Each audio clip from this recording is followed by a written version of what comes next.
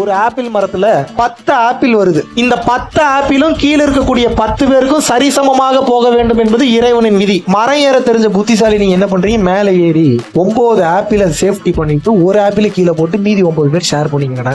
அதுலயும் 2 கடி கடிச்சிட்டு தான் கொடுக்குறீங்க. இது நியாயமா? உங்களுக்கு ஒரு திறமை இருக்குன்னா இறைவன் அதை எது கொடுத்துருக்கிறாருன்னா 4 உயிருக்கு உதவுடான்றதுக்காக கொடுத்துருக்கிறாரு. நீங்க என்ன பண்றீங்க, அதை ரெஸ்பான்சிபிலிட்டியா நினைக்காம ஆப்பர்ச்சுனிட்டியா பயன்படுத்தி நீங்க மொத்தத்தையும் வச்சுட்டு பிச்சை போடுறீங்க. உண்மையாவே உடல் உழைப்பை பயன்படுத்தி நீங்க சம்பாதிச்சீங்களா? டெய்லி 100 கிலோமீட்டர் பஸ் ஓட்டுறான் வர்றான், டெய்லி 10 கிலோமீட்டர் மலை ஏறான் இறங்குறான், அவனுக்கு மேலேயே நீங்க கஷ்டப்பட்டுட்டீங்க. தெரியாம தான் கேட்கிறேன். ஏதாவது உங்க அறிவை பயன்படுத்தி ஒரு தந்திரத்தை பயன்படுத்தி கோடி கோடியா சம்பாதிக்கிறீங்க. சம்பாதிச்சது கூட ஓகே, மக்களோட நலனுக்கு எவ்வளவு பயன்படுத்துறீங்க? இப்படியே போனீங்க அப்படின்னா என்னதான் நான் தப்பு பண்ணேன், ஐயோ இறைவா நான் என்னதான் பாவம் பண்ணேன் கேட்குறீங்கல்ல, அந்த பாவம் என்ன ஏதுன்னு கூட தெரிய வைக்காம உங்களை கொடுத்துருவாரு. இதுதான் நடக்கும்.